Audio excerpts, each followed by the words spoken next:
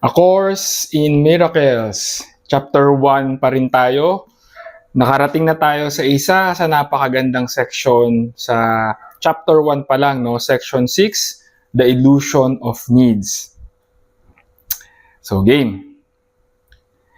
You who want peace can find it only by complete forgiveness. Yung forgiveness dito, although pag-uusapan pa natin to in other videos kasi meron tayong main topic about forgiveness. Pero yung forgiveness, ito yung correction of error, no? Ito yung act of forgiveness, no? Ito yung pag-correct doon sa error of thinking natin, or ito yung pag-correct doon sa ating wrong perception, no? So forgiveness yung kailangan natin para magkaroon tayo ng miracle-mindedness, no? No learning is acquired by anyone unless he wants to learn it and believes in some way that he needs it. So ito yung laging sinasabi nga ng A Course in Miracles, no? Parang ino-offer sa atin tong mga teaching na to, pero nasa sa atin yun kung iti-take natin yung mga lessons na tinuturo ng A Course in Miracles. Kasi kailangan sa atin manggaling yung willingness, no, to heal, to change. No, kasi kahit na gaano ka-powerful yung mga teachings ng A Course in Miracles or ng kahit na anong lesson, no? Even yung mga personal na experiences, no? Kasi diyan tayo natututo talaga pang. Pero kung ayaw talaga nating matuto, no? At ito yung reason kung bakit marami sa mga experiences natin ay nauulit kasi hindi natin natututunan yung lesson dahil ayaw natin siyang matutunan somehow, no? On a deeper level, parang for some reason ayaw nating matutunan, ayaw natin nung change, no? So kailangan magkaroon tayo ng willingness to learn, no? Ito nga yung invitation sa atin ng A Course in Miracles to open our minds, open our hearts, no, for this new perspective, no? Kasi kung sarado yung pag-iisip natin, di ba? Hindi talaga tayo magpo-progress or i-resist natin kung ano man yung mga new ideas na hindi natin alam na yung pala yung hinahanap natin, no, na sagot sa mga tanong natin o yun yung makakatulong sa buhay natin, no? So unless we want to learn it, no, hindi talaga natin matututunan yung lesson na tinuturo sa atin, no? Regardless kung ano man yung material, kung kanino siya nanggaling, no, kung hindi tayo willing to learn, yun yung isang block doon, no? Yun yung pinaka-primary block doon. So even that is a block in itself na kailangan nating i-clear, no? Okay. So until the separation, no, may quotation mark, which is the meaning of the fall, nothing was lacking. No, itong separation, ito nga yung ating false thinking that we are separate from God, no, which is the meaning of the fall. Ito yung fall of consciousness, no, or ito yung dinidepict doon sa, kung familiar ka dun sa story ni Adam and Eve, yung napatapon sila sa labas ng garden, no, parang ganun yung dinidepict dito, yung fall of consciousness, no, yung from God consciousness, kung maalala mo yung levels of consciousness, no, from God consciousness, kumbaga, bumaba tayo ng husto to the point na naging parang totoo yung illusion that we are separate from God, no? Pero in reality, hindi naman siya totoong nangyari, no? So yun yung dinidescribe dito na fall. So until that point daw, nothing was lacking. So kaya sabi dito, there were no needs at all. No? So yun yung original state talaga natin, yun yung natural state natin, being one with God, no? We have no need. There is only love, no? You act according to the particular order of needs you establish. This in turn depends on your perception of what you are, no? So dahil nga dun sa um, illusion of separation, no, dun sa idea na yon, no, from that idea nag-arise yung mga needs, no? Kasi syempre 'di ba biglang na-separate tayo from the source, no? Si God, siya yung source of everything, no? And nagkaroon tayo ng illusion, ng idea that we are separate from the source. So ang natural or ang reaction natin doon is may pagkukulang sa atin. And since may pagkukulang, meron tayong need, no? So doon nagmula yung ito yung yung need na hindi lang siya physical pero ito yung deep-seated need, no? Na nafi-feel natin inside na gusto nating mapunan, no? So ito yung need na yon na nagmula doon sa wrong perception na yon, no? So sabi nga dito, this in turn depends on your perception of what you are. So nakadepende daw sa perception natin, no? Kung ano ba yung perception natin?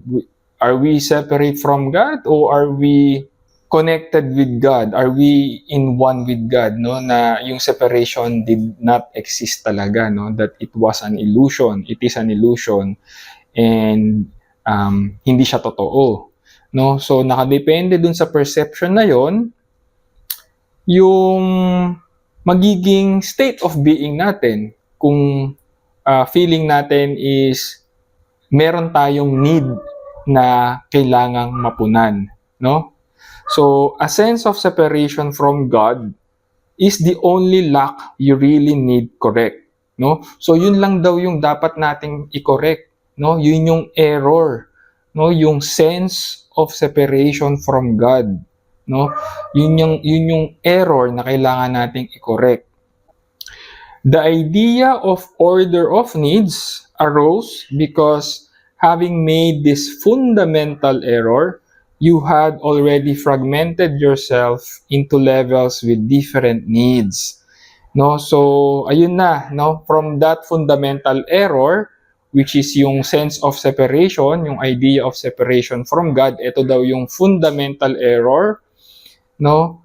Mula sa error na yon, nagkaroon na ng sanga-sanga, no, na illusion of needs, no? So doon nanggaling yung topic na illusion of needs, no? Pero yung only need daw natin is to correct yung error of thinking natin, yung misperception natin that we are separate from God. Hindi siya totoo, no? We are never separate from God. Ito, may kasunod pa siya na statement. The idea of orders of need, which follows from the original error that one can be separated from God, requires correction at its own level before the error of perceiving levels at all can be corrected. No? So sinabi dito, the original error that one can be separated from God. Etong original error, yung original sin. Kung babalikan mo yung yung nakaraan nating video, ano ulit yung sin? Sin is lack of love. Sin is, it means miss the target or miss the mark, no? Or in simple terms, sin means error, no? And ito daw yung original error. So yung original sin is the idea that we are separate from God, no? Yun lang yun. Yun na yung original sin, no? And yung nasabi natin kanina sa introduction o sa simula, you want peace can find it only by complete forgiveness. no? So yun yung kailangan nating i-forgive. And forgiveness again means correcting the error, no? So yun yung kailangan nating i-forgive, yung original sin, no? Yung idea that we are separate from God. Pag na-correct na natin yon, saka lang natin pwedeng i-address yung mga sanga-sangang error na nanggaling dun sa original sin, no? Kung ano man yung mga natutunan natin na mga iba't ibang uri ng sin, no? Pero lahat sila nagmula lang doon sa original sin na yon, no?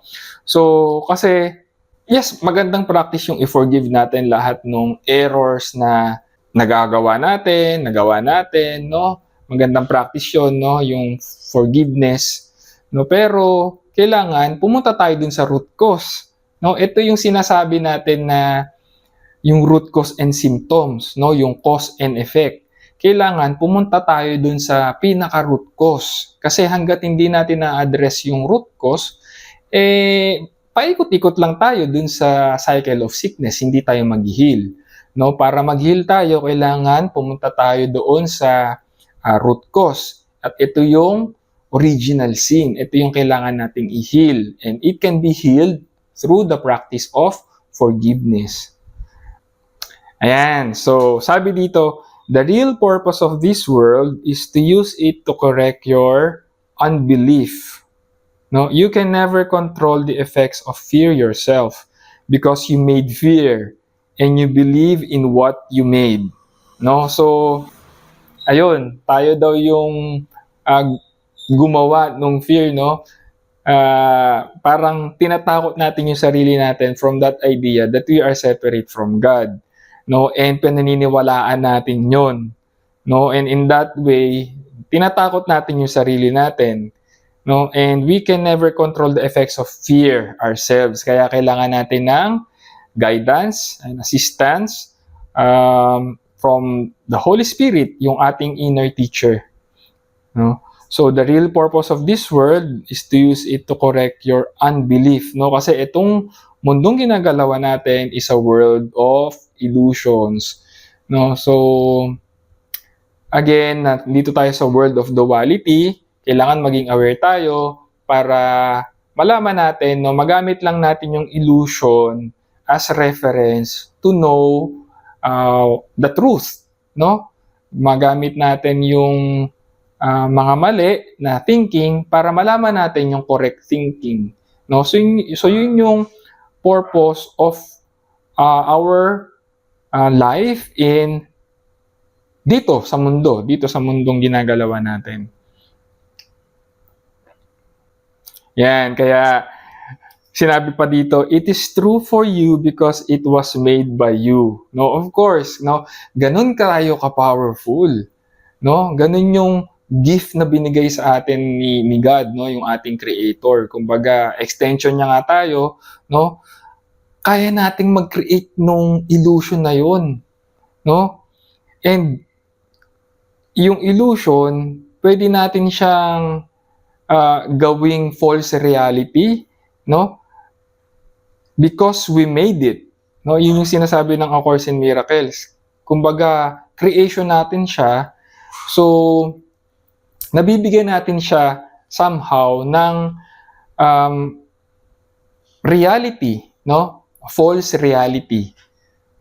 So ito rin yung reason, no, kaya kahit yung mga beliefs natin, no, yung sa mga religion, kaya kumbaga kung ano yung pinapaniwalaan ng isang tao, that is true for them, di ba?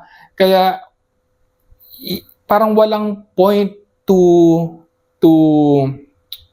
debate or to discuss, or pwede nating i-share or pag-usapan, pero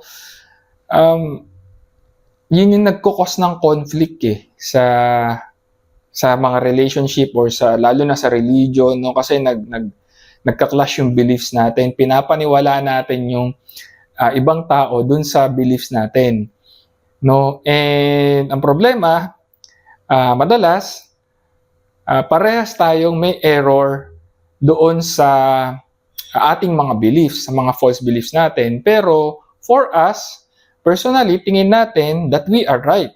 no, that we are right and others are wrong. No, ganun yung ating thinking eh. Kaya nagkakaroon ng mga debate-debate pa, 'di ba? Kasi nga for us, no, for the person, kung ano man yung beliefs niya na pinaniniwalaan niya, that would be made real for that person, no?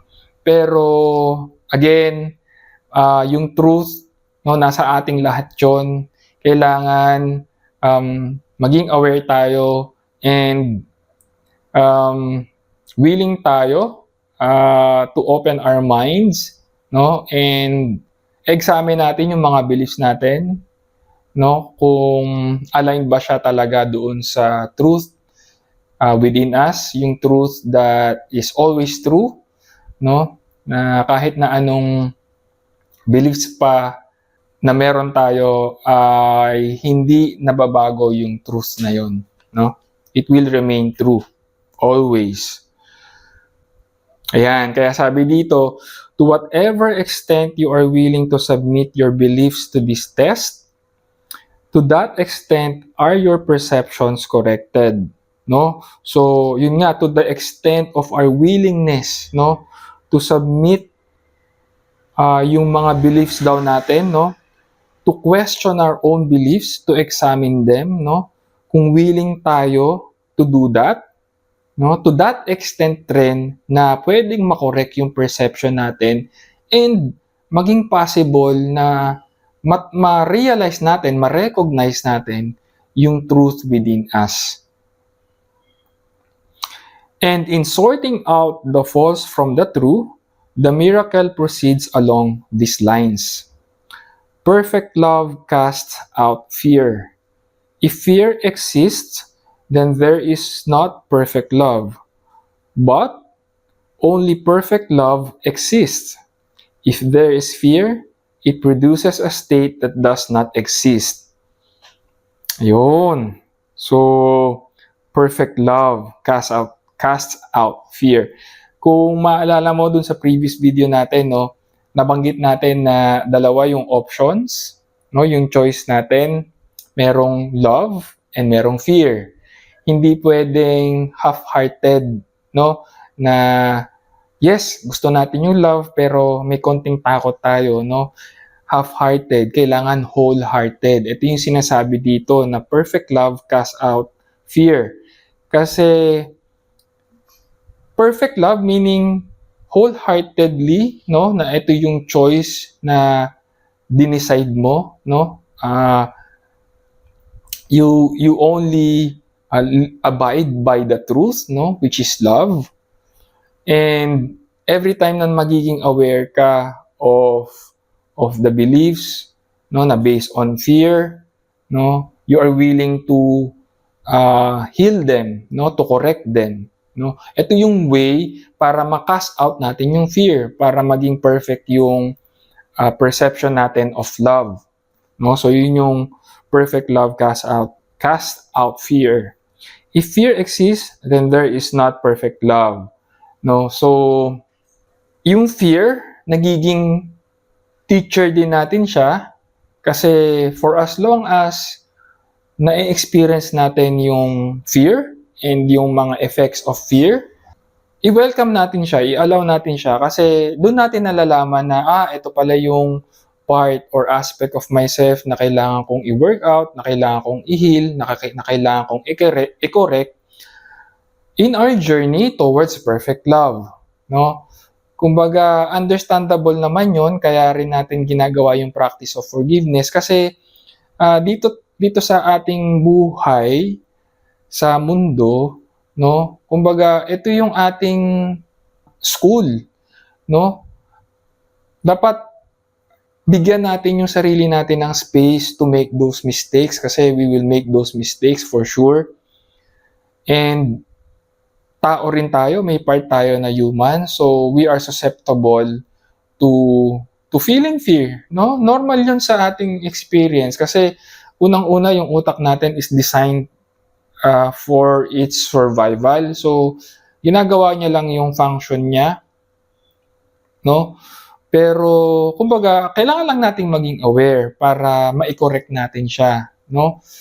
para ma-attain natin or maging aware tayo doon sa perfect love, and through regular practice, no, ito na yung magiging natural state natin, no, hanggang sa paunti ng paunti yung, kumbaga, na-heal na yung lahat ng errors, no? So, only perfect love exists. If there is fear, it produces a state that does not exist.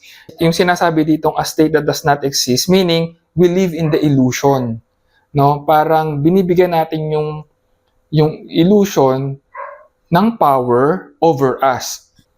Imbis na yung illusion, yung nagsuserve sa atin para matutunan natin yung reality, yung truth, yung lessons na gusto nating matutunan, tayo yung nagsuserve sa illusion, no? Imbis na tayo yung master, nagiging slave tayo to the illusions, no?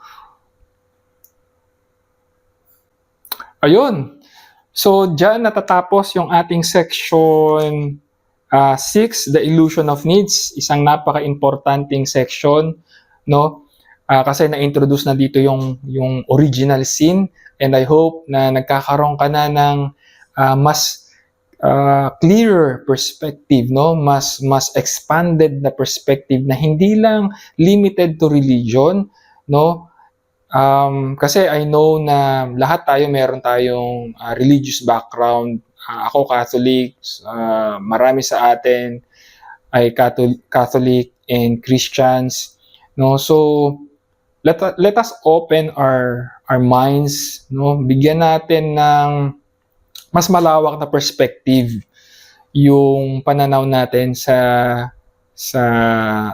etong sa mga religious concepts na to, no, yung original sin, yung forgiveness, no, from a psychological standpoint, psycho-spiritual standpoint, no, kasi para mas mag-take effect, no, yung healing na hinahanap natin, no, na kailangan natin, no, yung sinasabi nga na need, no, that is the only need that we need to correct yung ating perception, no, and I hope na we offer that willingness, no?